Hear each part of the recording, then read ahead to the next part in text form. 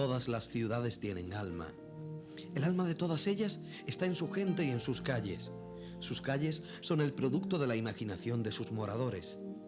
El alma de las ciudades está siempre en el lugar de privilegio que sus habitantes le proporcionan. Melilla en esto no es una excepción. Nuestra ciudad tiene su corazón en el punto más concurrido. Allí se han desarrollado batallas, allí ha tenido lugar el nacimiento de numerosos proyectos, allí está arraigada parte de nuestra historia. Las viviendas que componen sus avenidas han asimilado de forma natural la belleza que un día les proporcionó un arquitecto joven y emprendedor. Los años le han proporcionado por derecho a este barrio el papel de tarjeta de presentación en una ciudad como la nuestra que tanto necesita del cariño de sus visitantes. Su grandeza reside en su transformación a lo largo del tiempo y su virtud es la de aglutinar presente, pasado y futuro en los pequeños pedazos de historia que constituyen sus edificios. Así es otro de nuestros rincones. Así es el barrio Héroes de España.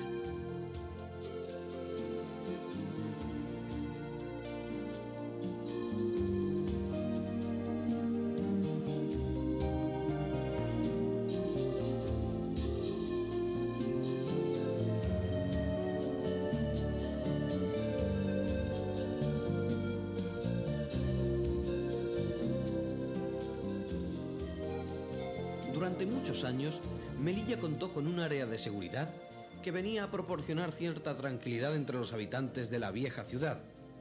El nacimiento de este lugar no fue capricho de algún gerifalte, sino que resultó ser una obligación ante el cumplimiento de la llamada entonces Ley de Zonas Polémicas.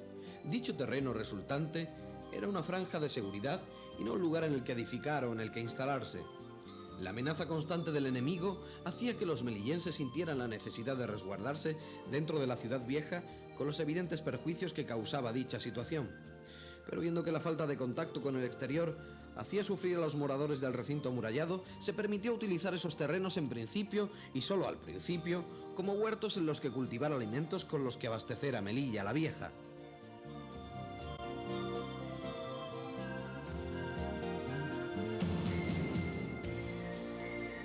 De cualquier forma, en 1888, los mandatarios autorizaron la venta de solares en el Mantelete interior en vista de que las discrepancias con los fronterizos venían a suavizarse. La idea era la de construir allí 3 manzanas de viviendas para con ello hacer desaparecer los huertos que habían sido tan útiles. Pero en este momento se planteaba una de las mayores dudas en todo este proyecto tan absolutamente bien trazado. ¿Dónde se trasladarían los pequeños campos de labranza? La autoridad competente decidió, con el beneplácito de los agricultores, llevar sus tierras y cultivos hasta un punto en el que la fertilidad del terreno estaba más que asegurada. Nos referimos al Río de Oro. Allí están, por lo tanto, desde 1904 instalados y muchos de ellos allí siguen.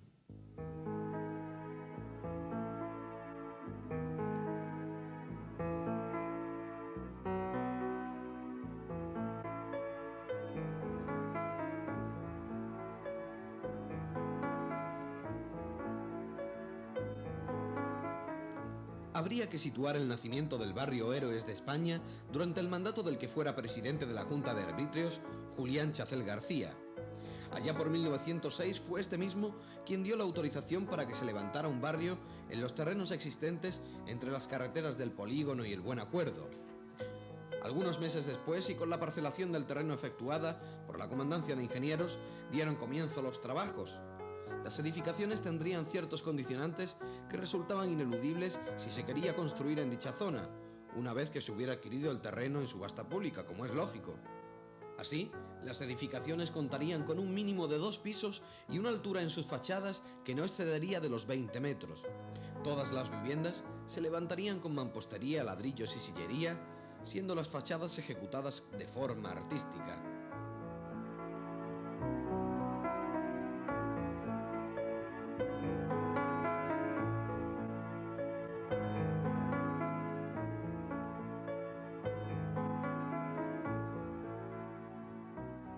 Con tales premisas en la construcción, se iniciaron las subastas de solares a las que acudieron numerosos melillenses. El resultado de las mismas no pudo ser más satisfactorio, ya que por una parte supuso un gran ingreso al erario público y por otra se consolidaban las propiedades de los barrios exteriores, creándose con ello una riqueza que perduraría durante muchos años. Es más, tenemos referencias en los diarios de la época que apuntan a la comunidad hebrea de entonces como la impulsora del desembolso del capital inicial a través del cual comenzó a levantarse el centro de la ciudad.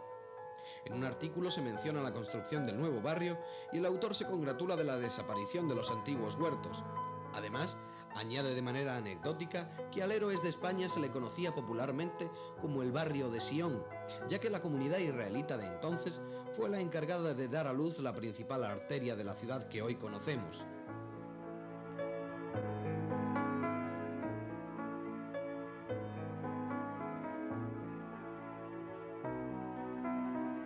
Estando así las cosas, Melilla comenzaba a surgir de forma rápida.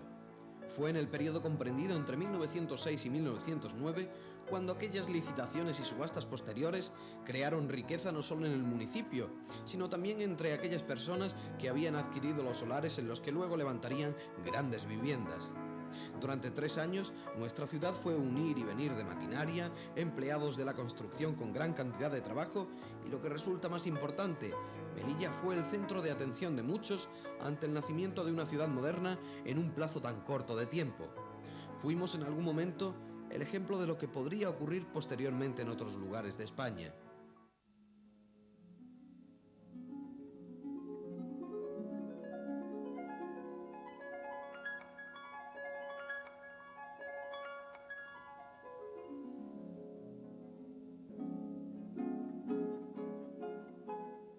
La construcción de este barrio central de la ciudad no fue cosa de coser y cantar.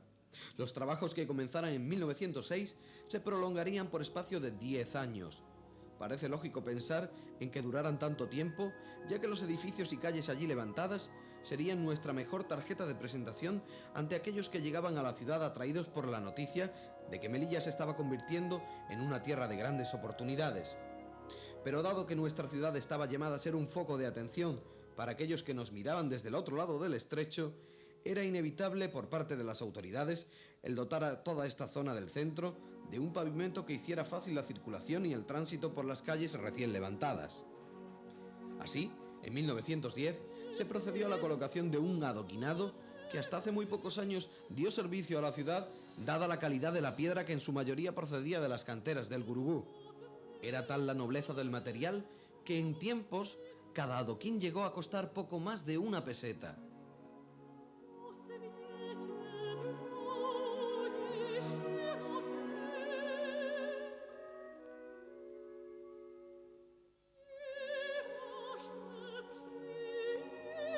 La mayoría de los edificios que se construyeron en el barrio Héroes de España tenían 2 plantas. Esto es algo que aún en nuestros días puede verse claramente al observar con cierta atención lo que es la avenida Juan Carlos I.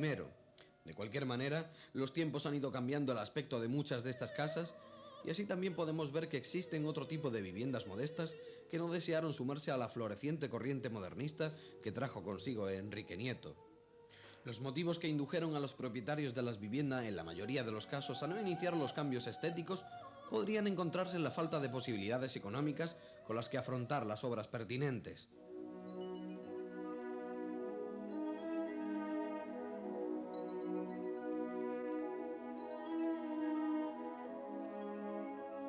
Un claro ejemplo de esto que les contamos es lo que sucedió con el edificio número 1 de la avenida. Como consecuencia de la rectificación del plan de ordenación urbana elaborado por De la Gándara en 1913, se obligaba al dueño del inmueble a demolerlo ante su falta de alineación con las nuevas medidas que tendría la Plaza de España. Dicho así, podría parecer una noticia sin mayor interés, pero cuando se añade a esto que la reconstrucción del edificio es obligatoria y debe correr a cuenta del dueño, la cosa cambia. Tal fue el varapalo que sufrió su propietario que casi le llevó a la ruina. Afortunadamente todo quedó en un conato de desastre económico, ya que una empresa foránea fue la que volvió a levantar el edificio siguiendo las directrices de Enrique Nieto, proporcionando así, por un lado una vivienda al propietario y por otro unos suculentos alquileres de las oficinas que allí se construyeron.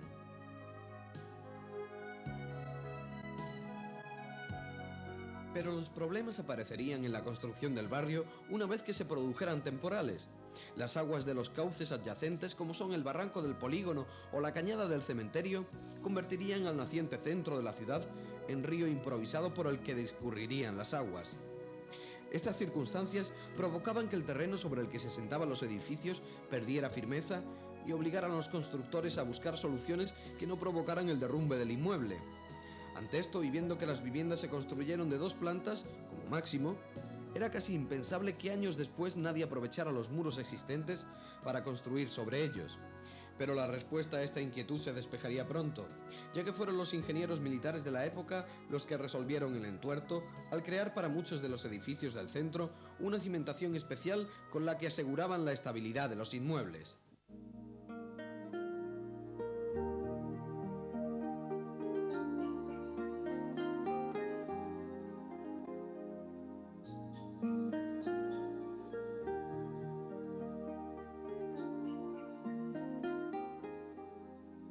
De cualquier manera, fue 1909 el año de despegue urbanístico de la ciudad, hecho que se produce al unirse diversas circunstancias, tales como la llegada de Enrique Nieto a la ciudad, las obras de construcción del puerto melillense, el establecimiento de las compañías mineras y el desarrollo de campañas militares que traían consigo miles de soldados hasta Melilla.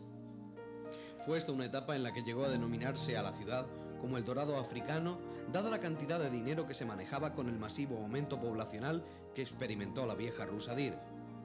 Pero el mayor legado de cuantos se han podido realizar en estos años de bonanza es el que Enrique Nieto y Nieto aportó. Cuando en 1910 comienza su frenética actividad, jamás podría llegar a pensar que ésta se prolongaría a lo largo de 44 años y que la misma constituiría un valor en sí mismo para generaciones venideras.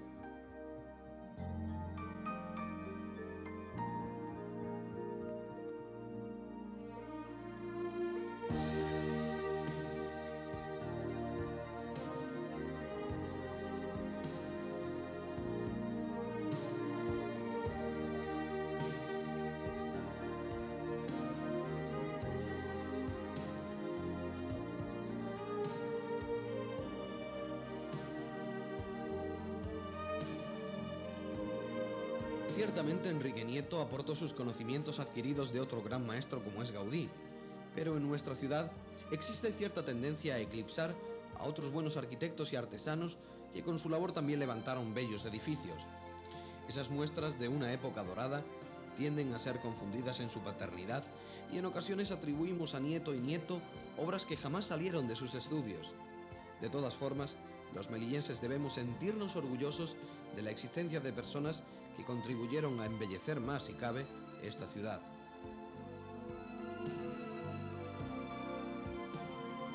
Desde su llegada a Melilla, Enrique Nieto y Nieto soñó con hacerse arquitecto municipal, quizás pensando que la ciudad ofrecía una serie de posibilidades que en modo alguno se podían desechar.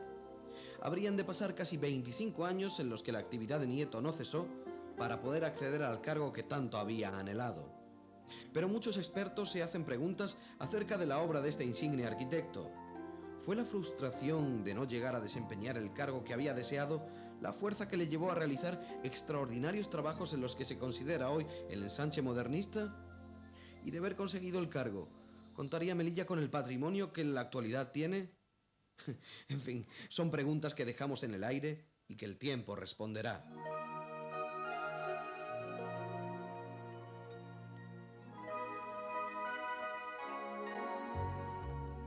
Hoy, el barrio Héroes de España sigue siendo una de nuestras más preciadas joyas. Las aguas torrenciales no nos hacen temer por la estabilidad de los edificios. Aquellas subastas en las que se licitaba para apostar por el nacimiento de un núcleo importante de la ciudad han dejado de tener vigencia.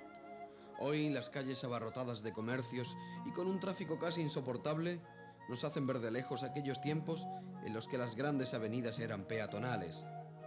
Los melillenses han sabido hacer suyo un patrimonio en el que el modernismo es su esencia más importante. Hoy, el barrio Héroes de España se ha convertido en otro de nuestros rincones.